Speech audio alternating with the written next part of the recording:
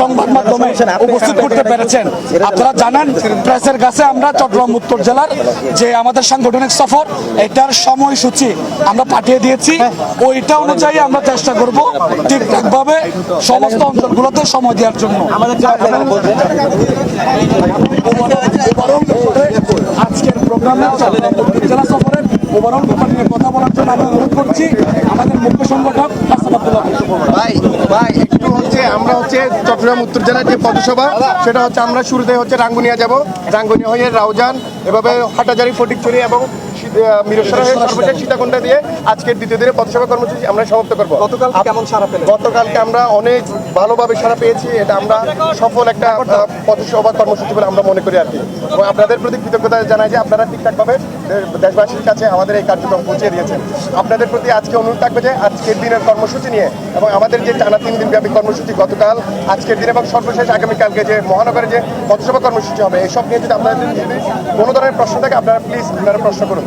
এরপর যে কথা বলার জন্য অনুরোধ করছি আমাদের মুখ্য সংগঠক হাসান আব্দুল্লাহ ভাই। আপনাদের উদ্দেশ্যটা বলবেন।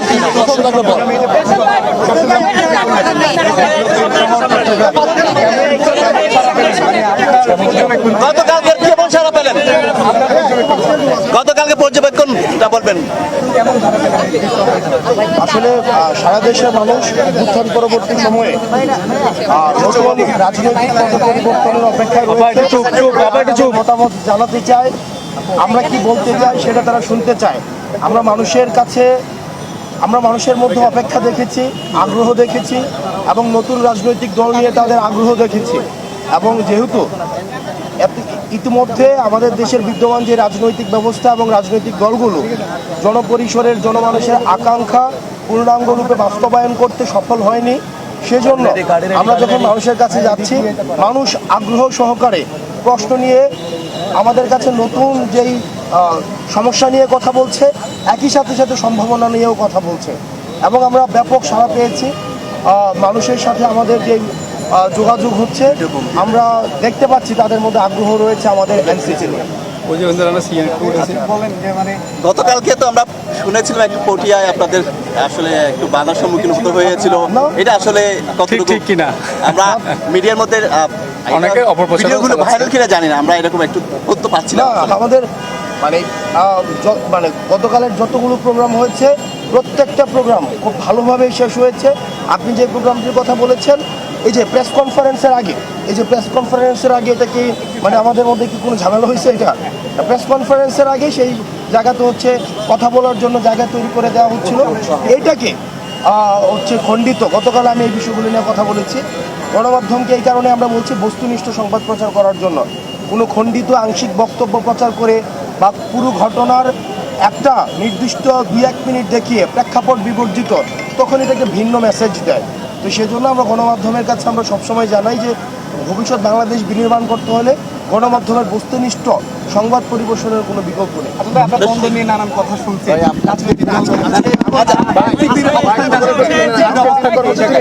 আমাদের টানা 3 দিন ব্যাপী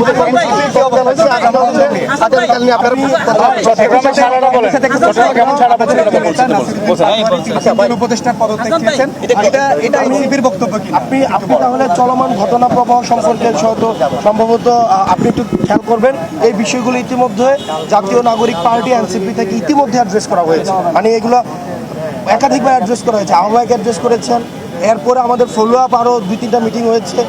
নাসিরউদ্দিন পাটোয়ারি ভাই যে মন্তব্য করেছেন তার পরবর্তী সময়ে কিন্তু আমাদের এইটারে আরও 2-3টা ফলো আপ চিফ অ্যাডভাইজারের সাথে আমরা বসেছি, অন্যান্য রাজনৈতিক দলগুলোর সাথে আমাদের কথা হয়েছে। সেক্ষেত্রে আমরা বলবো যে ওই বক্তব্যগুলোকে একটু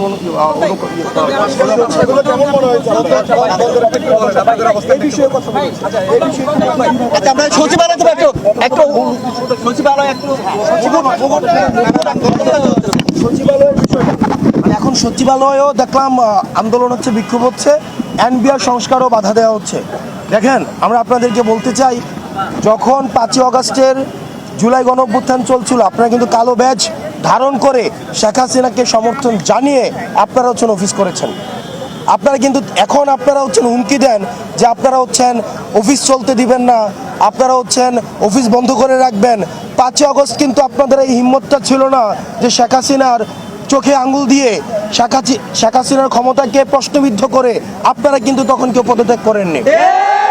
আপনাদের একজন কর্মকর্তা কর্মচারী বাংলাদেশের স্বাধীনতা পরবর্তী সময়ে আমাদের যদি অসহায় দুর্ভোগের রেজিমেন্ট হিসেবে পরিচিত হয় সেটা হচ্ছে সচিবালয়, এবং দুর্নীতির আতুরঘর হিসেবে পরিচিত হয় সেটা হচ্ছে এনবিআর। সেজন্য আপনারা আমার বক্তব্যকে যেভাবে ইচ্ছে সেভাবে ইন্টারপ্রেট করতে পারেন। আমরা জনগণের হয়ে জনগণের মধ্য থেকে আমরা কথা বলি।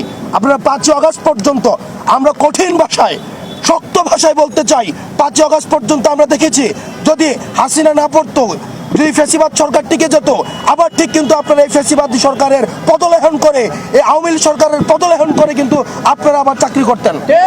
সুতরাং আপনারা যদি এই 5 আগস্ট পরবর্তী বাংলাদেশে আপনারা জনগণের মুখোমুখি দাঁড়িয়ে আপনারা যদি এই সরকারকে আপনারা হুমকি দেন, ধামকি দেন যে এই সরকার সংস্কার কার্যক্রম যদি করে থাকে তাহলে সেটিকে আপনারা বাধা দিবেন, আপনারা মনে রাখবেন এই জনগণ আপনাদের বিকল্প খুঁজে নেবে। 5 আগস্ট পর্যন্ত আপনাদের একজনেরও কোন সচিবালয়ের কোন সচিব, কোন কর্মকর্তা, কোন কর্মচারী কি পদত্যাগ করেছিল? একজন কি পদত্যাগ করেছিল? এই যে রাস্তার মধ্যে সন্তানদেরকে, সাধারণ নাগরিকদের এইভাবে যে রাস্তার মধ্যে গুলি করে হত্যা করছিল, একজন সচিব, একজন আমরা রাষ্ট্রের একজন নাগরিক, একজন সরকারি চাকরিজীবী কি পদত্যাগের কোনো খবর এসেছে? আজকে যখন দেখবেন সরকার কার্যক্রম শুরু করেছে তারা বাধা হয়ে দাঁড়াচ্ছে, যেখানে সহযোগিতা করার দরকার ছিল।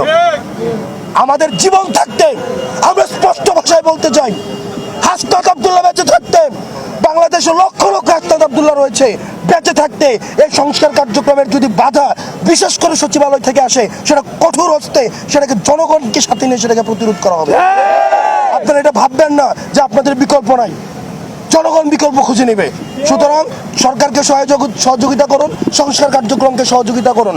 আপনাদের যদি সংস্কার কার্যক্রম নিয়ে কোনো পর্যালোচনা থাকে, কোনো মন্তব্য থাকে, সেটা আপনারা নিজেরা আলোচনার মধ্য দিয়ে সেটা সমাধান করুন। কিন্তু সরকারকে যদি জিম্মি করেন সেটা পরিস্থিতি ভালো হবে না।